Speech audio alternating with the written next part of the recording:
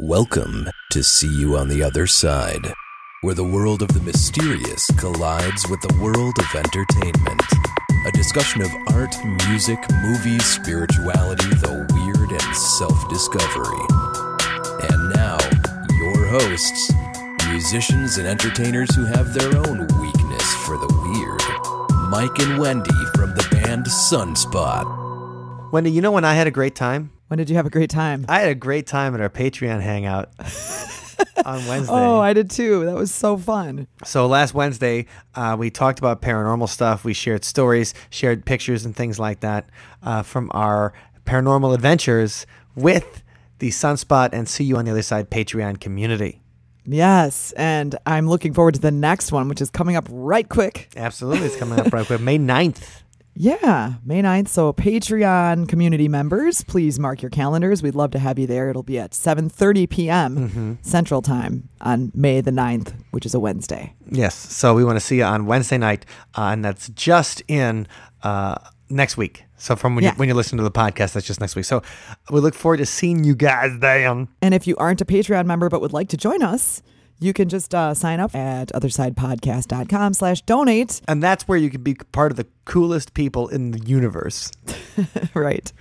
And speaking of the universe, the secret power of the universe is the subtitle of our guest today's book. And talking to Dean Radin really is a special treat. And we've been trying to get him on the show. He's turned me down a couple times. Oh, Mike, you got this. He was just doing in his last book, Supernormal. He had a ton of press, like coast to coast, and he's on a TV. Oh, he was busy. Yes, and so he's like, that's I'm cool. just That's exhausted. great. So we heard that he had this new book coming out, Real Magic. We wanted to get him like immediately. We got him early on the press for because it just came out this month. Fantastic. Nice work. Yes, and so Allison was like sneakily bugging him to get him on the show, and then he agreed to it. And the reason why I respect Dean Radin so much is because he's got the job that I want. Aha. He's a parapsychology researcher. He researches psychic phenomenon. Cool. And he worked for Dr. Edgar Mitchell at the Institute of Noetic Sciences. So we talk all about this in the interview.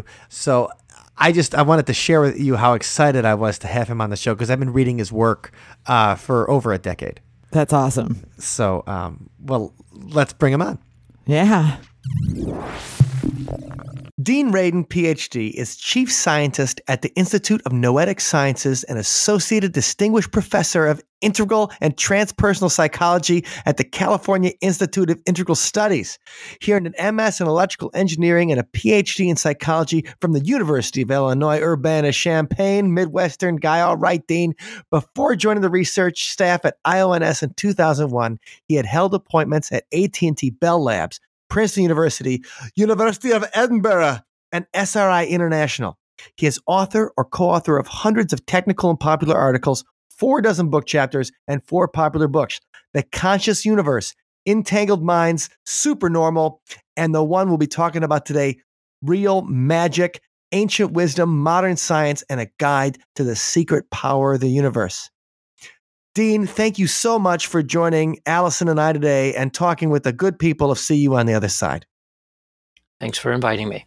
Absolutely. So let's start with your origin story. I think so everybody gets, we just had the professional background. That's basically your CV in 30 seconds. But besides your professional background, where are you from originally and what inspired you to research the weird?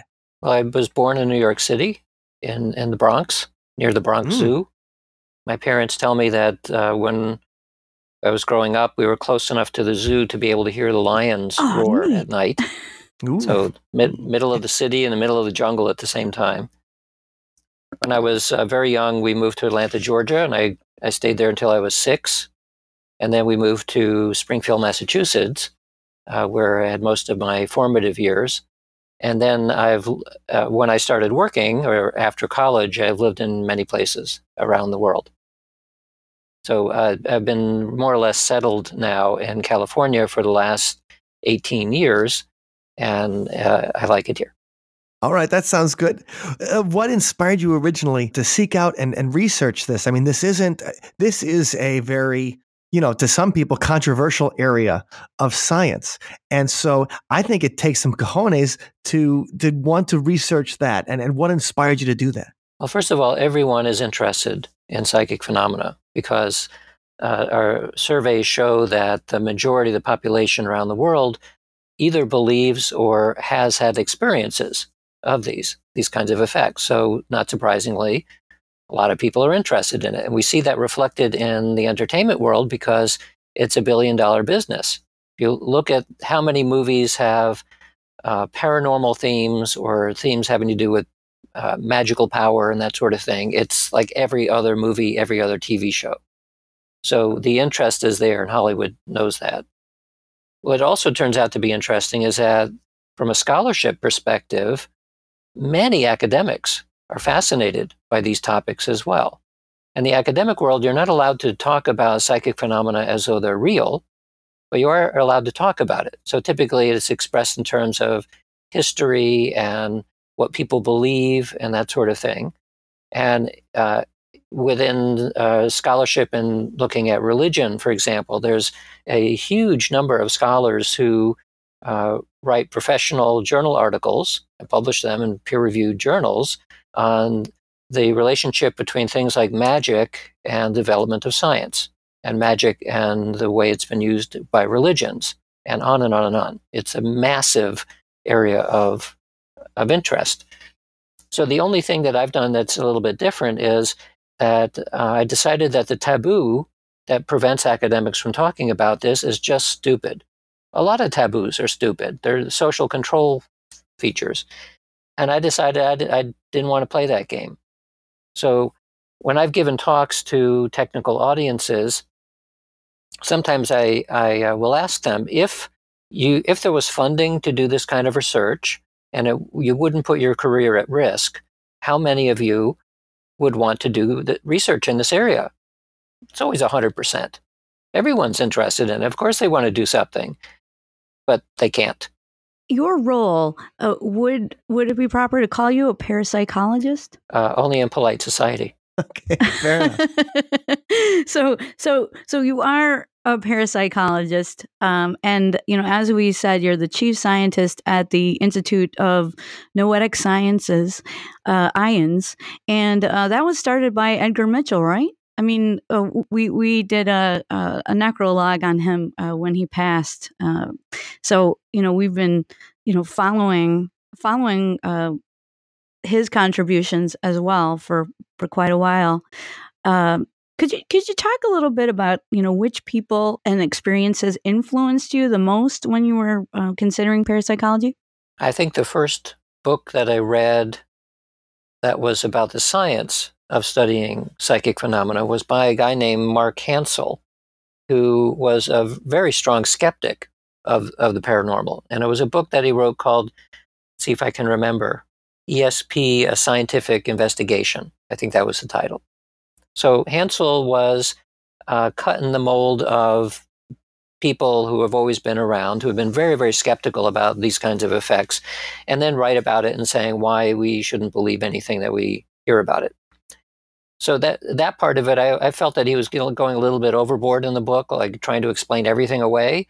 But what caught my eye, and this was when I was about 11 or 12 years old, was that you could do experiments to test these things. You don't simply have to take anecdotes at face value, but you can do experiments in the laboratory and figure out whether these are a real thing or not. So after reading that book, I started reading other books which were from the perspective of people actually doing the experiments rather than just criticizing them. And I got pulled into it because prior to that, I'd been reading mostly about science fiction and fairy tales, which are fun, but you never get a sense, you get a sense that this is just fantasy. You don't get any sense of how would I actually know if any of the stuff were real. Well, in the science side, now you have a way of figuring it out. So that's what caught my attention.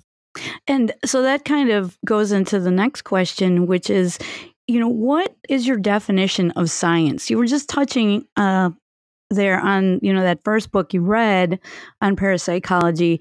And it sounds like there might have been some scientism going on there with that author rather than actually using scientific evidence. Can you speak to that? And what is science in your view?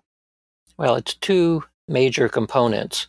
One side is empiricism, which is a set of tools and techniques to study the nature of reality. So that is independent of the nature of the topic. The other side, though, of science is the scientific worldview, which is a set of theories and principles and observations that science has essentially created, which tells us this is the nature of reality. So by its very nature, that scientific worldview is always in an evolutionary stance, because it is changing. Unlike religion that doesn't change very much, science has to change because we develop new instruments, new methods, and so on. What can happen, though, is that some scientists will go through a 20-year academic career and pretty much buy into it to such an extent that they can't see outside of that worldview. And every worldview has blinders on it. You can't accommodate everything in your worldview. So science has created a very specific way of viewing the nature of reality. And for people who have forgotten that that is essentially a narrative, it's a story, it's a pretty good story, it's predictive, but it's still a story. If they can't see outside of that box, then anything that challenges that scientific worldview will be seen as pseudoscience. That's unfortunate because it, among other things, it excludes our own experience, and that's what science is not very good at explaining yet. And yeah, we've talked a lot about that on the program about, how can we exclude people's experiences, over millennia. This is their dealings with the paranormal are part of what makes us human, and so we can't just shut off that part of ourselves. But dealing with the scientific worldview, now I'm you're activating my prior knowledge here, and I'm thinking about that part of the book where you talked about reductionism, mechanism, I forget the rest, but as aspects of the scientific worldview. Can you speak to that, those components? Well, other parts of it are materialism, there you go, and physicalism, Thank you. and positivism. So there's a whole bunch of isms that are principles and doctrines that go into the development of the scientific worldview. Probably the most important is materialism. Materialism is essentially saying that everything is made out of matter and energy, including mind and consciousness. So like literally everything has to be thought of in terms of matter and energy. The flip side of that, of course, is that is an assumption. It's a pretty good assumption because it allowed us to create all kinds of interesting technologies, and the science that we have is perfectly fine. But the question is that comprehensive enough to account for everything? The answer is almost certainly no. It cannot account for everything. For people who, as we were saying before, for people who are kind of inside the scientific worldview and that's all they ever think about, then it becomes scientism. Because then they take as a matter of faith that that's all there is. So nothing else can exist. If you think outside the box, even just a little bit, you immediately counter the paranormal, which is a very unfortunate term, because it automatically is forcing a distinction between normal and something that is not normal. So normal is like within the scientific worldview. Anything outside of that is automatically paranormal, which means it's not part of the scientific enterprise. So this has been a persistent problem for parapsychology, which is why I'm trying to get rid of the word para as well, because that also forces it out on the fringe. The reason why I'm writing books is basically to say, no, this is just science, everyday science. It challenges the scientific worldview, but we also have a way of expanding it. We expand the scientific worldview as we've done throughout history. Suddenly, spooky things like psychic phenomena aren't so spooky anymore. They become accommodated by our wider view. Well, that view is going to keep getting wider and wider as we learn more and more about the nature of reality. And we'll probably end up with new kinds of paranormal stuff, which is even weirder than the things we know today. Well, I'm excited to get to the weirder paranormal stuff as soon as possible. I'll tell you, because but one thing I kind of want to get at here, Dean, is that when we talk about personal experience, anecdotal evidence isn't enough for a lot of people. It's just like, okay, all right, so you had something weird happen to you. One of the big things about science is replication. And so what's the kind of research that you're doing or that you've been influenced by or seen that you think is that best kind of evidence that starts opening up the worldview?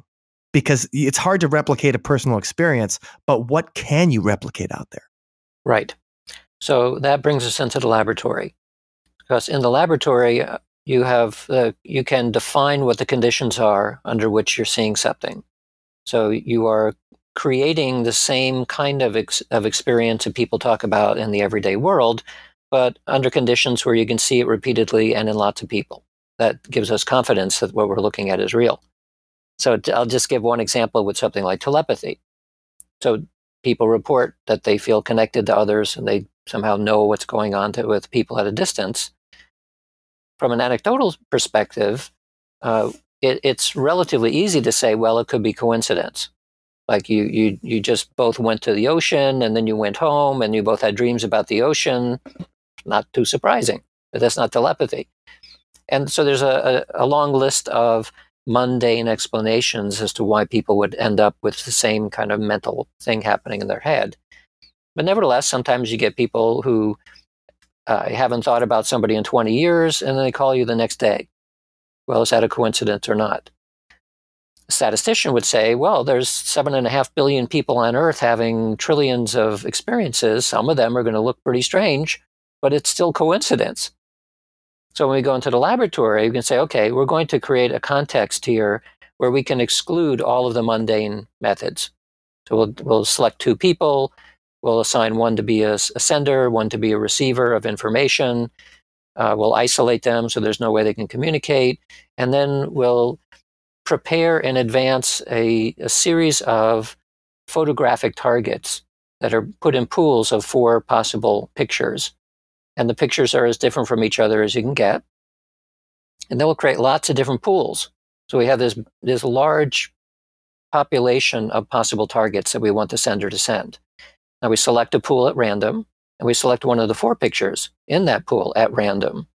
And we give it to the sender and say, okay, mentally send this to the receiver. The receiver's job then, after 20 minutes of this mental sending thing, is they basically are shown 4 pictures and they have to choose the one that they thought the sender was sending. So because it's all chosen randomly and the sender and receiver have no idea in advance what the pictures are going to be, on the basis of one trial, where the receiver has to say, I think it's this picture, this 1 out of 4, that tells us something, but not very much. It gives us one data point. It's either a hit or a miss. So by chance now, you know exactly what the chance level is. It's 1 in 4. We'll get it right. So if you do that kind of experiment thousands of times, which has been done under conditions where you know for certain that there's no way they can communicate in any ordinary fashion, from the null hypothesis would say, if there's no telepathy, the best you can do is 25%, plus or minus statistical error on each side. So that experiment has been done, over 4,000 such sessions, usually with unselected people, mostly college sophomores who just happen to be around because they want credit for their psychology course. But sometimes also people who claim that they feel telepathic or family members and so on. And what you get is 32%. So when you have 4,000 trials like this and you're getting up with 32% rather than 25%, the odds against chance are, to use a technical term, a gazillion to 1. This is not a chance outcome. Right. And these were just people who were pretty much selected off the street, not the heavy hitters. Right. So when you partition the data from the college sophomores just doing it for fun, as compared to family members who have reported these kinds of experiences in their own life, you get about twice the effect size. So people who report telepathy do much better than strangers, but even strangers will still get beyond chance. And that suggests to us that we're dealing with something which is probably related to sentience. It may not even be a human thing. It's about the nature of sentience is that it can connect mentally to other sentient creatures. And some people have a talent for it. Now, what's the flip side of that? I mean, right there, I mean, that was the experiment that I did. That exact experiment you described was the experiment I did for my experimental psychology course, 20 years ago when I was in college. And, when you ran the numbers and everything afterwards, you're like, statistically, we beat chance. So we proved psychic powers. Good night, everybody. Have a good one. But the thing is, what's the flip side of that? So when you said over 4,000 experiments have been done on this, and over countless years, we've been hearing about that psi research has been replicated. When people come from the other side and say, like, there's nothing to this, what kind of argument do they use against that when they say, like, okay, well, the same statistics we use to prove this can also be used to prove this? What's the flip? Well, when I hear someone say there's no evidence for this, or no repeatable evidence, I say, well, what are you talking about? Like, what specifically are you referring to that is telling us that there's no evidence? They have no response because they don't know what they're talking about. So I'm much more interested in people who are giving a specific criticism.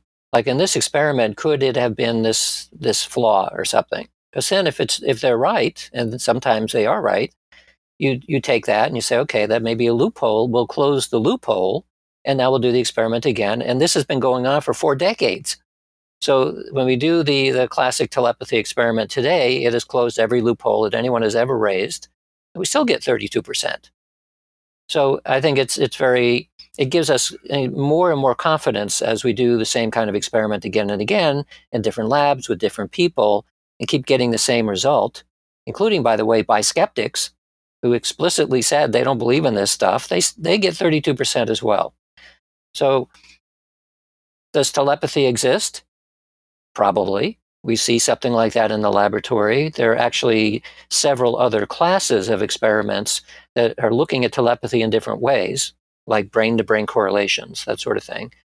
And then you can say, well, the preponderance of the evidence from multiple different angles all say that there's something about awareness that is connected to other people's awareness. That's what the evidence says. So if somebody says, no, I don't believe it, well, read the literature. Do the experiment. In your book, so you define magic as well, and telepathy is one of the aspects that you talk about. What are the other aspects of magic that fall within your definition that have been studied within the lab? Well, magic is if you look through all of the esoteric traditions and you try to synthesize what we mean by magic, the way I set it out is in 3 categories. One category is divination. So divination, from a science perspective, we can say it's clairvoyance or precognition. It's perceiving, predicting the future. Well, not only the future, but also seeing at a distance. You think about a movie like Lord of the Rings. There's the evil man who is able to see at a distance. It's a divination technique. So it's perceiving through space and time. That's the idea of it. The one that most people think of as magic is manifestation. I think I like to use the term force of will because it's all about the expression of your intention to manipulate the world in some way. That's usually how magic is talked about, but that's only one of the 3 practices. And then the third practice is theurgy, which is communicating with or conjuring up spirits to do things on your behalf. So that's essentially the nature of magic. All the way from shamanism to the present day, while it has been expressed in lots of different forms, those are the 3 categories.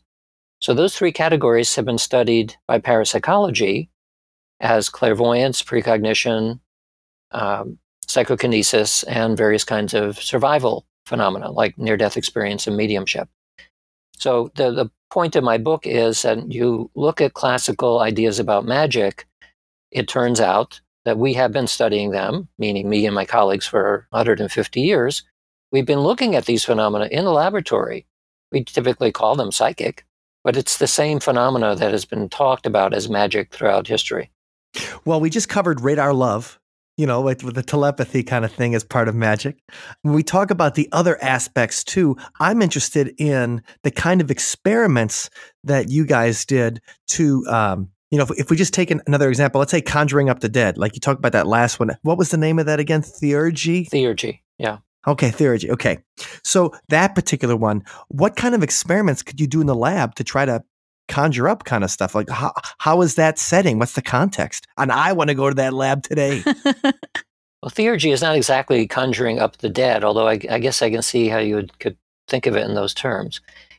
Because it's not necessarily the dead, like departed ones. It could be conjuring up something completely different. So, okay, like a golem or something like that. Yeah.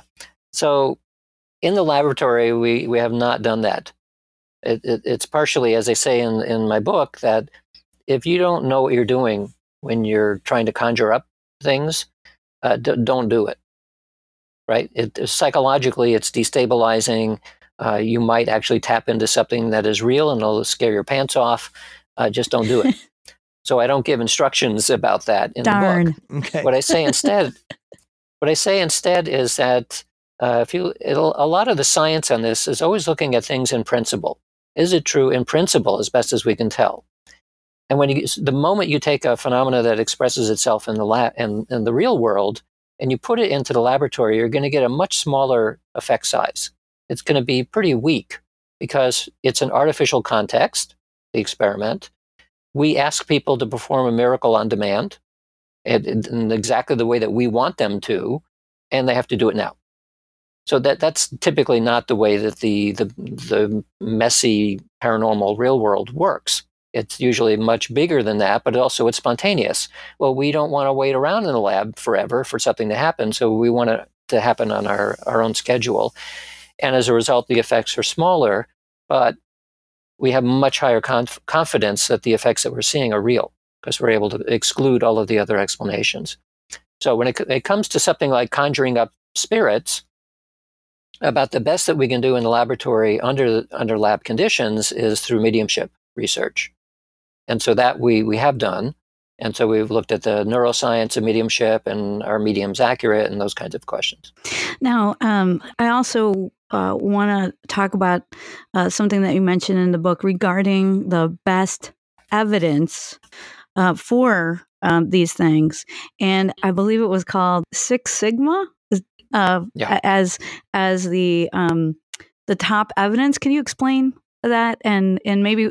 Wait, hold on. This isn't a business podcast. Nobody's interested in we're going to start talking about office buildings. No, I'm just I know. I'm just kidding. Six Sigma is a thing for businesses too. For people that have jobs, I guess they have to talk about. Yeah. But so Dean, let's hear. Yeah, I would definitely want to hear the best of it. Okay, so Six Sigma is often used in things like process control and quality control. And it's a statistical way of talking about extremely reliable effects. So if you buy a hard disk or you buy some kind of electronics, you want it to work and continue to work for a long, long time. Well, that means that the underlying circuits involved and components have to be extremely reliable. Six Sigma, from a statistical sense, is talking about 1 in a billion. So if you have something like a hard disk that gives you an error for 1 in a billion bits, that's actually not too good. Right? Because we use gigabits all the time now. So the Six Sigma would be like the lowest threshold that you'd want for a hard disk. You want something even much more reliable. Nevertheless, from an experimental point of view, if you do an experiment or series of experiments and you end up with a result that is odds against chance of greater than 1 billion to 1, one way of thinking of it is that in order to get a result as good as the one that you saw, you would have, and you're only dealing with chance, you would have to run the same experiment 1 billion times. Well, there hasn't been enough time in the universe to do that for many of these experiments because they take a long time to run. Think about the funding. Well, yeah, it's assuming funding is infinite. Funding is infinite, timing and resources are infinite. And if you end up with hell of a grant, 1 billion to 1 odds against chance, basically that says, okay, we're done. By comparison, a 5 Sigma result is sufficient in physics to get you a Nobel Prize. Because a 5 Sigma is the odds against chance are high enough to say, okay, this looks like a real thing. So when you get up to 6 Sigma, you're way beyond the idea of establishing something as real. So what is established? Well, telepathy is established up to 6 Sigma in terms of repeatable effects. And clairvoyance, or if you wish to use the more modern term, remote viewing, it reaches that level. Psychokinesis, at least in a micro sense, micropsychokinesis on random number generators in particular, Can you explain that real quick so people that might not know what psychokinesis is, number one, and number two, like what would they be manipulating? How could anybody not know what psychokinesis is? I'm just So what I often hear Freaks. in the popular sense is the word telekinesis, right? It's mind-matter interaction, moving objects with your mind. So moving objects with your mind, as you see on YouTube, thousands of videos of people moving pinwheels and that sort of thing. That's not what we generally study in the laboratory, because those are relatively big effects. If you can see something with the naked eye, that's a big effect. What we're talking about instead are using electronic circuits and photons and electrons, really small things that you can't see with your naked eye, but you can use statistics to get very high confidence that something is going on. So again, just like I said before, that when you take a phenomenon in the real world, somebody says they can levitate or do something big, it would be great if we could take that into the laboratory, except those large-scale effects never happen when you want them to happen. So these micro-psychokinetic effects are using really tiny objects or systems even, bacteria sometimes, that the notion is that it would be a lot easier to influence it in some way because it's such a smaller system. But because it's so much smaller and because you can't directly see what's going on, you have to do lots of repeated trials with repeated people, same old thing, use statistics to evaluate the result. And you can do that, and it has been done for many years now. And that's how we end up with 6 sigma confidence that psychokinesis in principle is real. Okay, so when I think about psychokinesis, I think about Empire Strikes Back, right? Luke is looking at his lightsaber when he's upside down in the Wampa Cave. Right. And then he just concentrates and the lightsaber comes flying to him. And I think we've all done that with a pencil at some point in our youth. We're like, come on, I want you to roll, damn you, roll. Yeah. And you're sitting there, you're using your mind bullets as much as you can. Okay, so pencil, that's a huge effect. The pinwheel you're talking about, it's a monster effect. But just the idea that you can use your mind, and you said all the way up to like a bacteria, people are able to affect, at least against chance, more than you would think. Even being able to affect a bacteria blows my mind that we could do that with our mind. Yeah, as well it should.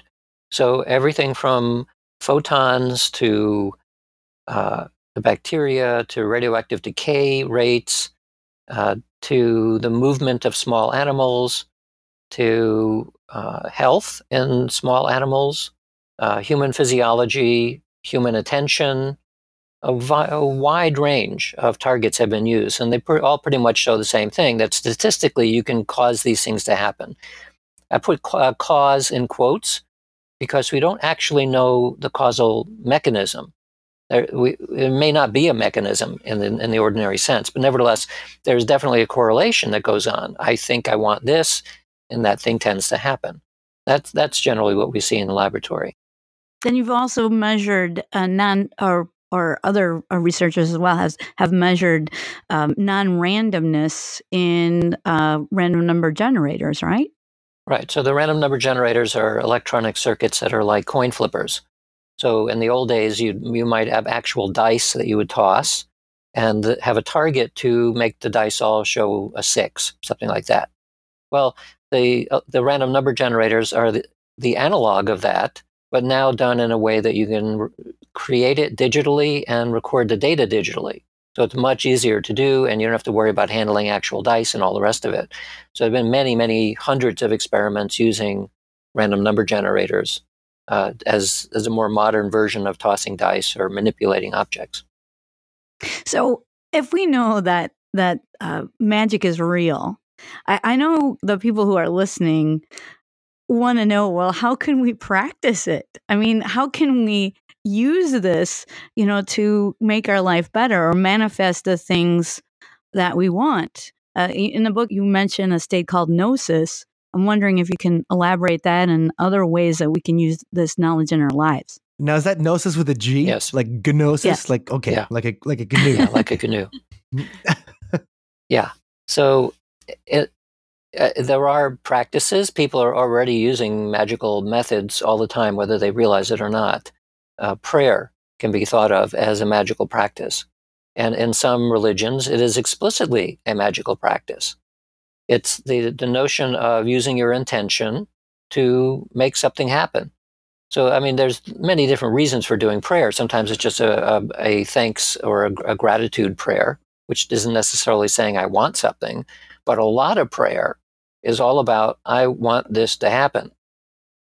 So the gnosis state, in order to describe why gnosis is the state that is traditionally associated with magical practice, I need to say a little bit about why that would be the case. So one of the reasons I ended up writing a book on this is because if you go to the metaphysical bookstore and you pick out your grimoires, which are books of spells, and there's lots of practical stuff you can do. And it basically comes down to, well, just do this, this, and this, and then that outcome will happen. Sometimes you'll get a book which is a little bit more sophisticated and say that, yeah, it'll work, but you really need to do the ritual correctly. But it doesn't say why you need to do the ritual correctly, or why you need to say exactly these words in this way. Why?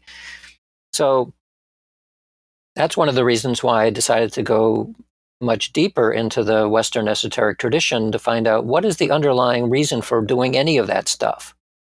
So in my right, why do we need a ritual at all? Right. Why do you need the ritual? So in my previous book called Supernormal was looking at the Eastern esoteric traditions, mainly through yoga. And this is now looking at the Western esoteric traditions. And basically you end up with the same thing. There's supernormal. So in the Eastern tradition, at least within the yogic tradition, you would want to achieve a state called samadhi. So samadhi is a classical mystical state. It's a state of awareness that you can get either through many years of meditative experience, or if you're really lucky and are talented, you can get it probably in 10 minutes. Some people do have talents in these domains. But it's the idea of getting into a mental state where distinctions begin to fall away. So it's sometimes called a non-dual state. So the mystic is describing reality as a single thing. It's all one thing. There's no now and then, there's no me and you, there are no distinctions anymore. That's the mystical condition. And that's where magic comes from. So yogi will use the term siddhi, which is a Sanskrit term to talk about this, and a Western esotericist will talk about magic, and not samadhi, but gnosis, but they're the same state. And somebody at Burning Man will talk about acid. Yes, because if you take certain psychedelics, will push you momentarily into that state. And from that state, you get lots of reports of all kinds of interesting psychic things going on. Usually telepathy is the main one, but also precognition and a few others. The difference is if you use a psychedelic, you're forced into that state, whether you want to go there or not. And that's why it could lead to problems, because it's not an ordinary state by any means. But also people like drumming, because drumming will do it. You can train your body and brain. Dancing can do it. Sex can do it. There are lots of ways that people use to get into these unusual or non-ordinary states of awareness, including dreaming. So I talk in the book about some practices that involve rituals, because the ritual also tends to pull you out of the ordinary state. So when you think about going to a large cathedral, as an example, they're designed, the architecture is designed in such a way to pull you out of your ordinary state of awareness. The sound is different. There's beautiful windows with light coming through it, and it's all designed like a gigantic psychedelic trip, basically. And it's supposed to represent heaven on earth, right? It's Yeah. like the people going to the cathedral, and it's supposed to feel like a different plane of existence is how they designed that. Yeah. And you feel inspired, and you have a certain sense of awe, and all of it is pulling you away from your ordinary state of awareness and at least a little bit deeper into this state of gnosis. So the more you get into a ritual and you're following it, your analytical mind goes away. You're doing the dancing, you're doing the saying, chanting, whatever, and that pulls you away. And that's where you need to be in order to make these things work. So by going to a book, like I have a chapter in there on practice, what you would do for magical practice, I put it in there mainly because my editor said, I have to put it in there. because as you were saying, that people want to know, well, how do I use this? What do I do? Yeah. So, okay. Let's make this happen. So it's a how-to book. It's a grimoire itself. No, it really isn't. It's how-to only in the sense that in order to understand why you'd want to do the ritual in the first place, it helps a lot, at least from my perspective, to know why. Like, what the ritual itself doesn't mean anything.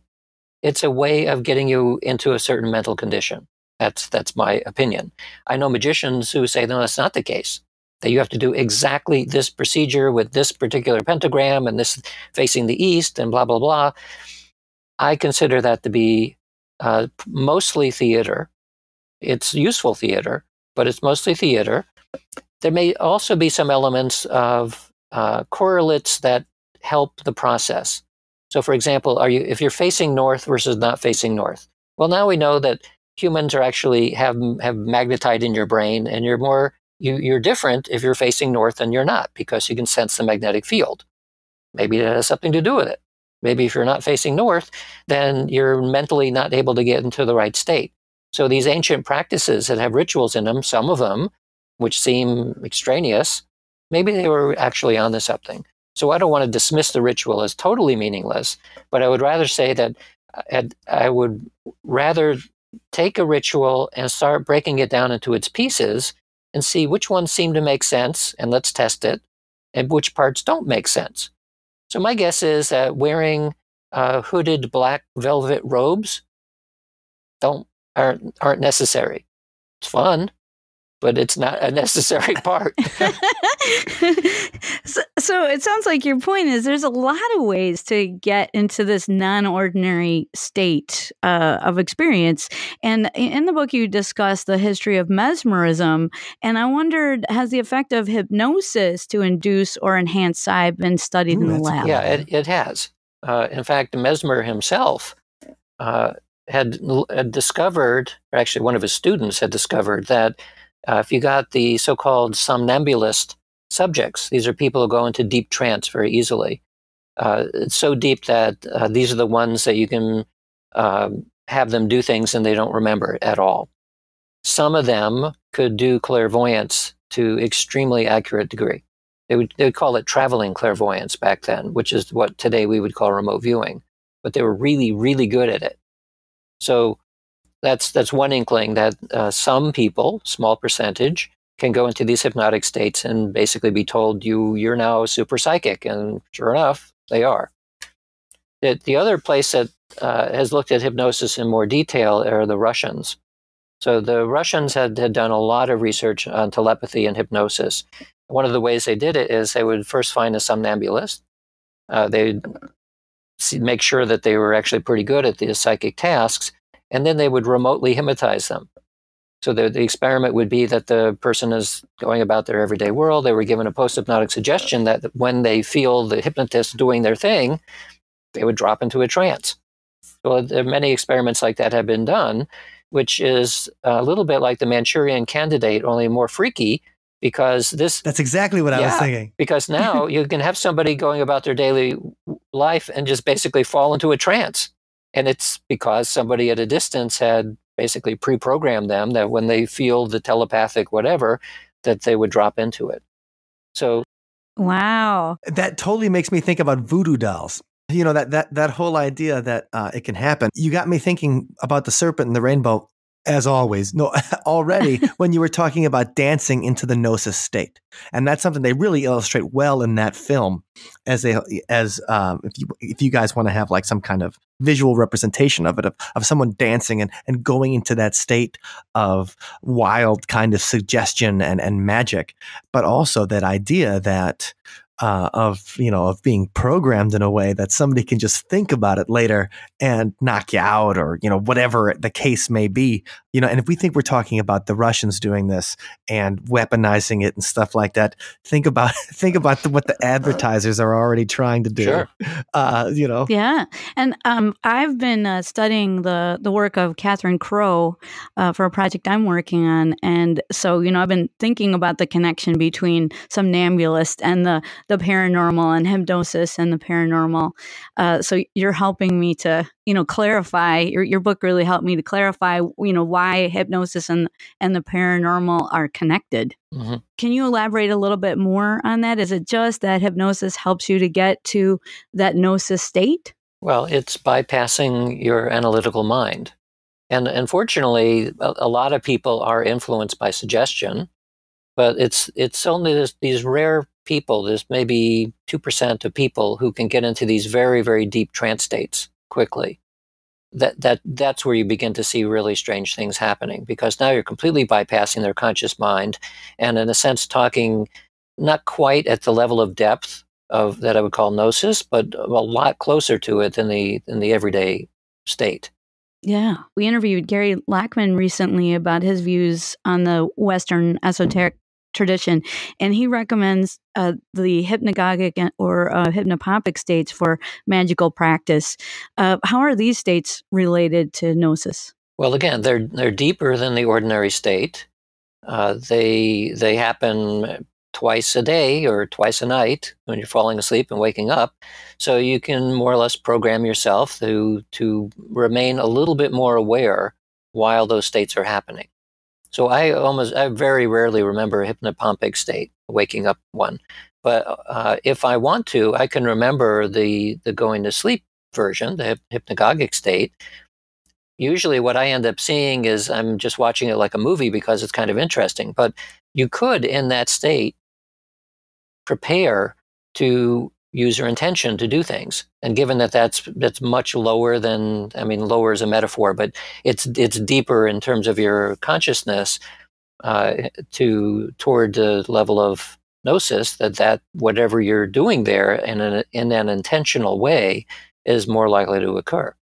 And by the way, what I just said is a testable hypothesis, right? So the scientist in me is immediately saying, ooh, we can try that in the laboratory. We could do experiments in an everyday waking state, but we can also do it in these hypnagogic states and prepare it in such a way and then know for sure whether that's actually happening.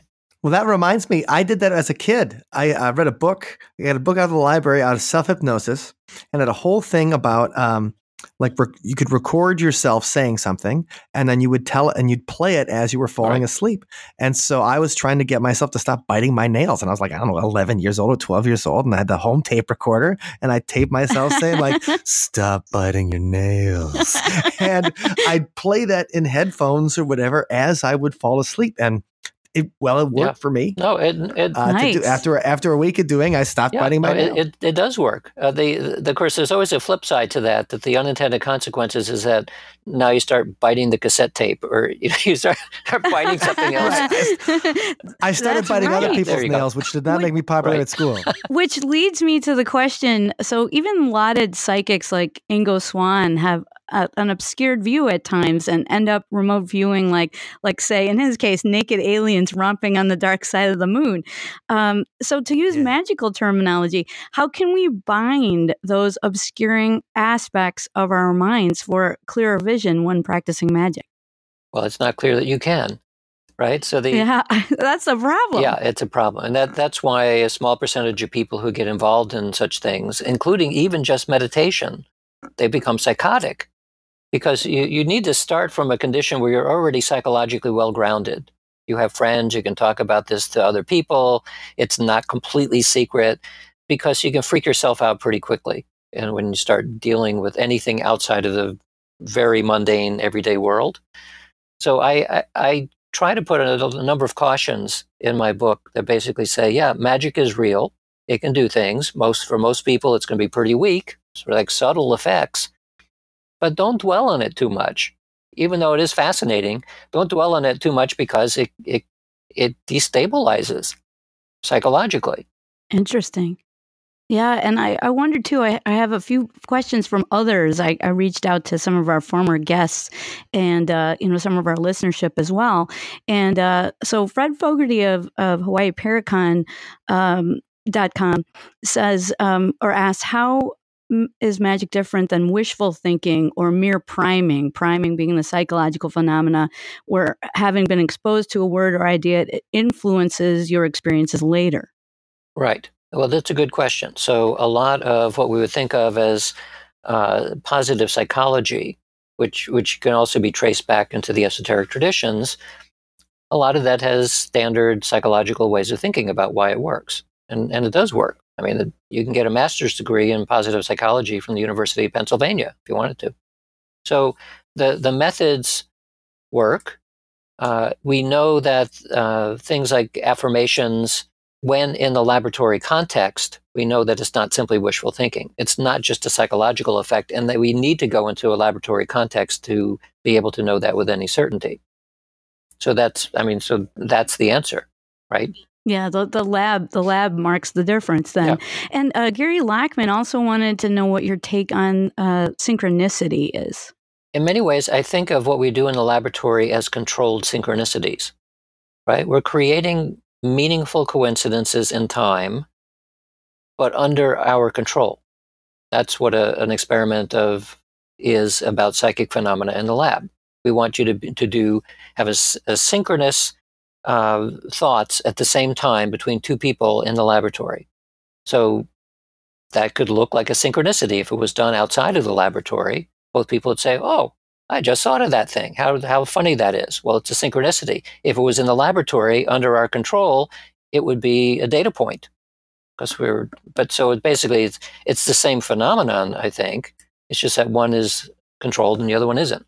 You know what gets me here, Dean, something that you said earlier when you were talking about going on the theme of synchronicity and going on the theme of gnosis and going on the theme of these.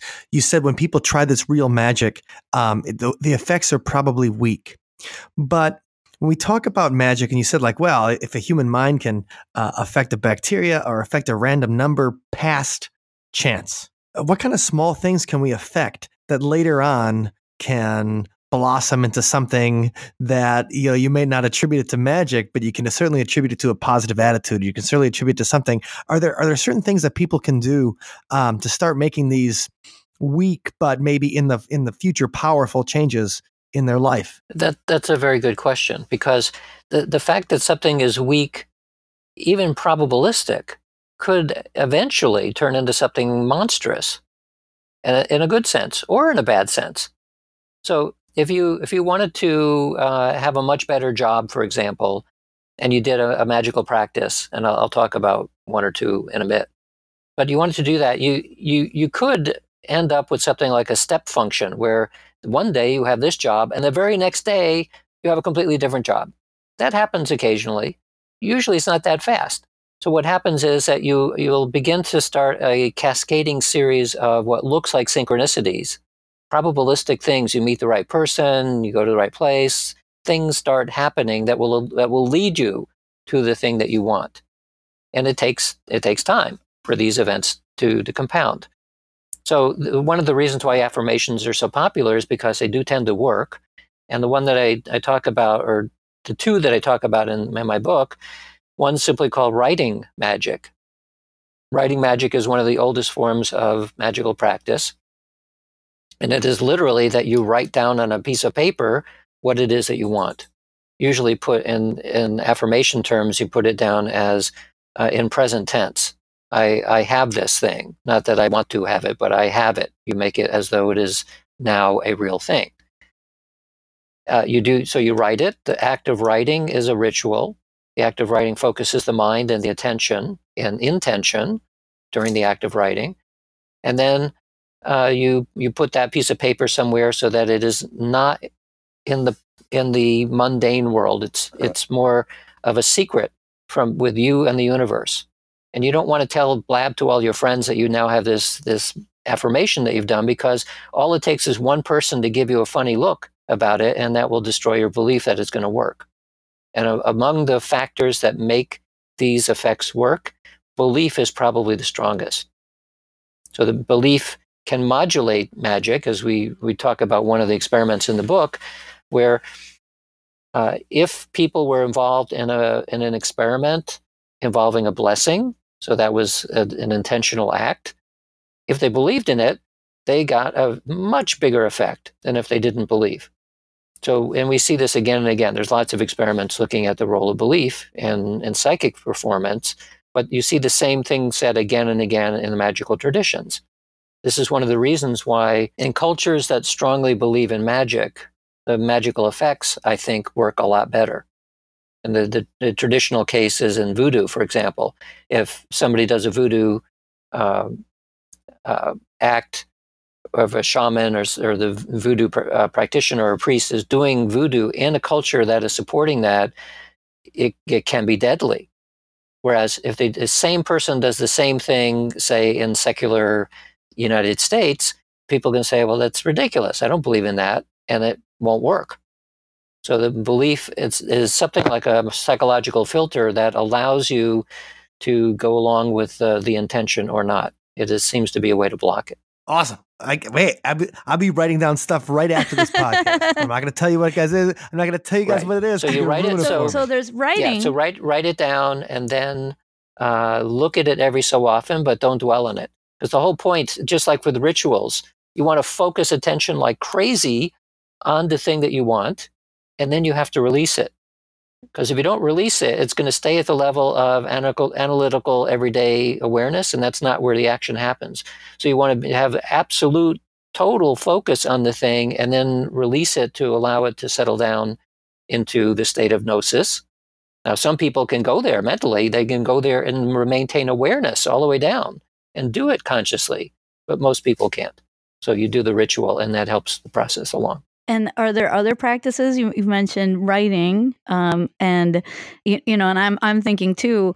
You could write it before you go to bed, right? And then you could play, a recording of yourself reading something about it, so you get it in the hypnagogic state, and then that's it. That's the only time you do it, right? So that you release it for the waking period.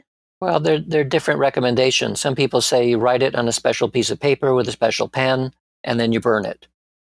Others say you write it with a piece of paper, but you then hide the paper, and you don't look at it very much. Others say, yeah, you look at it once a day.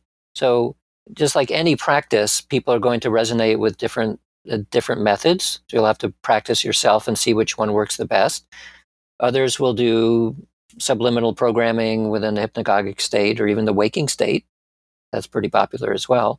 All of it is pushing at the same direction, that you have an intention with focus, and then you want to let it settle down so it becomes part of you at a deeper level. That's what all of them are doing. Well, what I like what you're talking about here, and I think this is something that I know that I'm guilty of, but in the world of nothing shocking and nothing sacred, you laugh at when you say like, oh, don't take the, if I say, gee, damn it or whatever, my mother would be like, don't take the Lord's name in vain or whatever. Like, I'm like, give me a break. What's he to strike me down with lightning? But it's the idea of holding something. And you reminded me about this when you said like, put that piece of paper or use a special pen or a special piece of paper, put it somewhere special. Is that we can determine something sacred for ourselves, whether it's a sacred time. I mean, it could be your favorite TV show. I don't know. And that's a sacred time, but you do your best not to break it, or you really care. Or it's a sacred, I think about when I perform music. Is it going to be, you give it your utmost, you give it your best, and you hold that time you're on stage as something beautiful or more powerful. It's not mundane. And what I like what you're getting at here is that there exists our mundane state of existence, our day to day. It's like, okay, I'm going to make the pancakes or whatever, and then have that, versus a time that we hold special and a time that we hold important to us. And that can make some kind of difference in our gnosis states, in magic, in making our, quote unquote dreams come true, or anything like that. And I think differentiate in this world of nothing sacred and nothing matters, we don't differentiate enough of that between this is something meaningful to us, and this is something that's just mundane. And so I think that's a really important distinction that you kind of brought up there. Yeah, it's also the reason why you don't blab about it to your friends. To trusted friends, perhaps you might, but something as minor as a raised eyebrow when you're talking about this, we'll squash it. So in the historical sense, the sorcerers always did their work in secrecy. It was partially because oftentimes you'd be killed if people knew that you were using it, yeah, that was part of it. But the other part, I think, is that we're dealing with a subtle level of mind and belief that need to be in just the right place and the right way, and it's fairly easy to make it go away, to squish it. So the other thing I wanted to mention, though, is that the secret power of the universe, which is part of the subtitle of the book, is consciousness. That's the secret power, because all of the esoteric traditions basically say one thing. They say that the underlying nature of reality is about consciousness. It's fundamental. And this, of course, is the reason why it's not very popular in science, because science says consciousness is not fundamental. In fact, it's sort of a side effect that doesn't have any meaning at all. Yeah, an epiphenomena. So you have a scientific worldview, which is demonstrably extremely powerful. It doesn't cover everything. You have the esoteric worldview, which is saying that consciousness is fundamental. A philosopher would say this is idealism. It's the difference between materialism and idealism. Well, the magical worldview requires that idealism is true, as do psychic phenomena also require that idealism is true. I have some colleagues who will argue with that and say, no, with the materialistic models, we can still account for psychic phenomena. I'm not convinced of that. I think an idealist view is probably better. The big challenge, though, then, is that from a scientific perspective, to adopt idealism as a new worldview, you have to be very careful not to throw away everything else we know about science. Because then what? Then we don't know what to do anymore about anything. So I give a solution in the book that I think is a viable way to get out of this problem, where you can still adopt consciousness as fundamental, which suddenly now magic and psychic phenomena and mysticism and a whole range of things considered paranormal are perfectly normal within this more expansive worldview. So the gnosis part is happening because if consciousness is fundamental, then what you consider to be yourself, your self-awareness, your consciousness that you usually call me, that is the same thing as this universal consciousness from which the universe arises. That means you do have a piece in you which is the same thing as the source of everything. This is what virtually every religion says. It's what all of the magical traditions say as well. And now you can see a little bit more carefully why, if you have an intention, you're performing a creative act in your head, I want this thing to happen. That is a very, very small scale version of whatever it was that caused the entire universe to not only come about, but to be sustained. This is what the esoteric traditions are saying. It also then, it makes sense for the other kinds of magical practices like divination, because now the consciousness in you is not the same as the physical world. It's before space and time. So you have a capacity in your awareness to see through space and time. It's actually before space and time. So I work through all of this in, of course, great detail in the book to talk about it. But the reason why I did that is because if we're just interested in magical practice, if you grow up in a secular Western education, a little piece of you is thinking now, well, I can do this practice and maybe it's even going to work, but how could it work? So this is answering the how question in a way that is not doing any violence to what we know about the scientific worldview. And just real quick, to explain that idea, where maybe people who will then can read your book and learn more about it, just explain real quick what you mean by consciousness is fundamental, because I think that is the center of the entire thesis you kind of just laid out. But for people who may not just get that concept, just lay that concept out real quick. So consciousness is awareness. And awareness, from a scientific perspective, is a gigantic mystery. Of the list of something like the 100 outstanding questions in science, always near the top 2 or 3 is consciousness. It's described in the terms of what is the biological basis of consciousness? We're talking about your inner experience, because we're so used to thinking of the brain like you are your brain, but how is the brain as a physical object? 3 pounds of tissue that's electrochemical somewhere inside your skull. How is that producing this sense of being aware? What is awareness? Is it simply a mechanical thing that happens when you put enough circuits together? It's possible, I guess. But more and more scientists and neuroscientists and physicists are beginning to think that there's something peculiar about consciousness because it is not physical. When you taste an orange, you have an experience of that. Some of it is related to the signals that are being carried by your tongue to your brain and all that. We can sort of look at the physical aspects of it, but that doesn't explain why you would have an experience. So the nature of internal experience is a big mystery and has not been solved, and we are nowhere near solving it. And this is leading more and more people to the idea that maybe it's simply a given. Like it's simply awareness is wrapped into the fabric of reality in some way. So this it's for people. I actually need to think back around 30 years ago, and I was going to Princeton University, and I was going to be in charge of this program studying consciousness. So I remember telling one of my uncles this. I said, "Oh, I'm going to go to Princeton and study consciousness." And he said, "Well, what is that?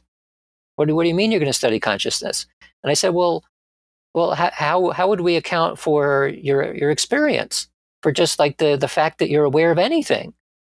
He had never thought of that before. And most people never think of how completely remarkable it is that we have experience, because it's so much, it's like, it's the only thing that we can ever know. The thing that allows you to know anything is your experience. And yet at the same time, it is both the one thing that everybody knows for sure and the one thing we absolutely have no explanation for at all. So from the esoteric traditions are saying that this one thing, the only thing that you will ever know, for sure anyway, is a fundamental nature of reality. That's part of it. You can't extract it somehow and say, no, there's really a physical world that's all operating by itself without consciousness. We wouldn't know that there was any physical world unless we had consciousness. So you can't extract it.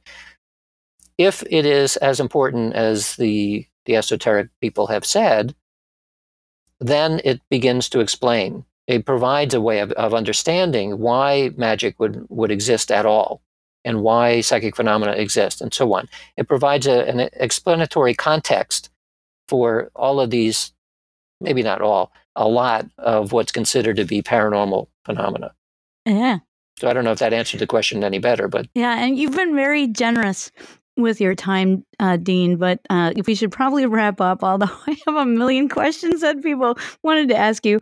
But I wondered, what we thought about what level of data do you think is needed to convince the general scientific field that psi is a real thing? A case can be made that no level of data would ever be available to. Yeah, it's none. The answer is none. Right. Or infinite, somewhere between that. You look at the first presidential address to the Society for Psychical Research back in 1882. The president said at that time, and this was only 5 or 6 years after they started looking into telepathy, they said at that time that the evidence available for telepathy was so overwhelming that it was only a matter of time before the mainstream would accept it. We're talking about 140 years ago. No.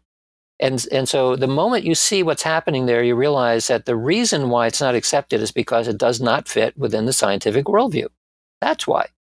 Because if your head is in that space, you cannot even think of a way that it would work. And not surprisingly, when people can't think of a way, they say, well, no, that evidence has to be due only to flaws or fraud. That's the only possible explanation because I can't think of anything else. That's why what I'm promoting then is the idea of let's re-examine what we mean by a scientific worldview, or if you wish, you can use the word paradigm, and say, well, the paradigms have changed constantly in science, and they've always become more and more comprehensive. So how can we make the current worldview more comprehensive in such a way that now you can think of a way that it would work? So I think what'll be necessary, and I'm projecting that this is going to happen, that the scientific worldview will become more comprehensive, and what we currently see as the worldview, the materialistic worldview, will be seen as a special case. It works for certain kinds of things. It just doesn't work for everything. we expand it a little bit, now new things are possible. That's what's going to happen. Awesome. Well, I got to say thank you very much for your time today, Dean, and for people that want to learn more about this. I think this is a good primer to get you started on the 201, the advanced class, which is the brand new book, Real Magic, Ancient Wisdom, Modern Science, and a Guide to the Secret Power of the Universe, which you're going to find a link to that directly from our show notes, othersidepodcast.com/194. You can click on there and then grab your copy of that book. We'll also have a link to Dean's website so you can learn more about him, see his other books, read his articles, and then maybe check him out when he's coming to do a speech or something like that near you. So thank you very much for your time. Thank you so much. This is really a special treat for us. You're welcome. Thanks again to Dean Radin for joining us today. It really was awesome to talk to him. And thank you to Allison for setting it up and then joining us in the conversation and doing research. Yes, thanks. She was super prepared today for the interview, and that was fun. You know, one of the things I liked best about our conversation with him was the idea of the sacred, that there is, something that we can keep more important than other things, and how important that might be. Like, Wendy, is there anything particularly sacred in your life? Like, if somebody makes fun of it or something like that, you're like, hey, you can't make fun of that. Is there anything that you can think of anything right now? No, nothing is sacred to me. Okay. Well, no, I mean, that's not what I mean. But I like that idea that helps in belief. Mm-hmm. That, there are certain things, when he talks about, you write on the piece of paper and you don't share it with anybody, because even a little bit of ridicule from somebody else can ruin it. I see. So do you have like a daily you don't have to share but do you have like a daily affirmation you say or anything like that I might. That is yours? And well, yeah, there's little things that I do that I think this is mine, and I don't share with other people because I save it. I try to keep it that sense of sanctity that other people used to have for church. Sure. Or okay. My mother will not miss church ever. She feels bad when she misses a Sunday or, a mass. Meanwhile, I don't care about that particular kind of thing. So we all have those certain things, and that can help with manifesting and creating things in your life. And it's those small things I think of that makes Dean's ideas in Real Magic powerful. The fact that, okay, we can't just snap our fingers and say abracadabra and something happened. Like, a car shows up. It takes more. It takes belief. It takes the small thoughts we can change. Kind of like the butterfly flapping his wings and you get a tornado in Kansas or something. Yeah. And it's funny. I was doing some reading and there's a Roald Dahl quote. Ooh, my favorite. That I thought was quite appropriate in his book, The Twits. And I haven't read it for a long time. But yeah, if a person has ugly thoughts, it begins to show on the face. And when that person has ugly thoughts every day, every week, every year, the face gets uglier and uglier until you can hardly bear to look at it. A person who has good thoughts cannot ever be ugly. You can have a wonky nose and a crooked mouth and a double chin and stick-out teeth. But if you have good thoughts, it will shine out of your face like sunbeams, and you will always look lovely. Aww. And I don't know, I thought that was cute. I'm surprised you didn't read it in a British accent. I didn't want to see, I was keeping it sacred. I didn't want to ruin it by making fun of it. No, that was a very sweet quote, and Roald Dahl is one of my favorite authors ever. So right. Extra special. Part of the idea of this week's song is that, related to Dean's idea of real magic, is that when you say just words or whatever, it doesn't mean something like when you do it daily and have the power of belief behind it. So we all have a good laugh when we think about Stuart Smalley, and his daily affirmation of, I'm good enough, I'm smart enough, and doggone it, people like me. But that makes it silly. Like, he's making fun of the affirmations, and that's the whole idea. That's when Dean says an arched eyebrow can ruin the whole thing for you. Yeah, see what you just did that to me. You guys did. Couldn't see it when they just ruined it for me. Anyway, and you had to tell the audience; they wouldn't have known. But just going through the motions doesn't cut it. Like he was saying that the ritual can have an effect, but the ritual isn't it's supposed to put you in the state that you're highly suggestible or that you can creative and things like that. And that's the idea behind this week's song is that just going through the motions doesn't cut it. You need more than just magic words.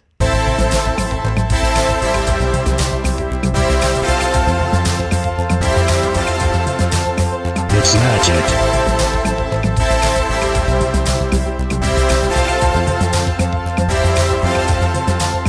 It's magic. Sacrifice a virgin or tear a beast apart. It's all just a fool's errand if you don't have the heart. Bubble, bubble, toil and trouble, open sesame. In the lab, abracadabra, I create as I speak. Something strange, oh presto, change, oh synchronicity. And the hocus pocus where you focus is no guarantee. It takes more than magic words to cast a spell on me. It's magic. It takes more than magic words, oh you need to believe. It's magic. Talk is cheap, promise is free. If you wanna change reality, It's magic. it takes more than magic words to cast a spell on me. It's magic. Kiss your rabbit's foot. Say the sacred rite. Don't you know it's just for show if you don't trust your mind? Bubble, bubble, toil and trouble, open sesame. In the lab, abracadabra, I create as I speak. Something strange, oh presto, change, oh synchronicity. And the hocus pocus where you focus is no guarantee. It takes more than magic words to cast a spell on me. It's magic. It takes more than magic words, oh you need to believe. It's magic. Talk is cheap, promise is free. If you wanna change reality, It's magic. it takes more than magic words to cast a spell on me. It's magic. Thank you for listening to today's episode. You can find us online at othersidepodcast.com. Until next time, see you on the other side. You know what I find magic, Mike? What do you find magic, Wendy? I find the support of our Patreons to be Oh. a truly magical thing. That is real magic. That's the secret Yeah. power of the universe is our Patreon community. Yes, and a big magical thank you to Ned, Dr. Ned, Thanks, Doc. who pledges us at a level that he gets this shout out every single episode. And we truly, truly appreciate your support, Ned, and all of our Patreon members and everyone for listening. That's right. Thank And you. so, once again, let's all hang out together on May 9th. Yes. And if you guys are not part of the community yet, you can do things. You can help us do awesome things at the conversations we have with great paranormal minds, on a weekly basis, and the music we create, and the blog posts and videos, and all that stuff. You guys can do that at othersidepodcast.com/donate. So thank you to the community we have, and I'm thinking right now, positive thoughts about the community we will have in the future. Yes.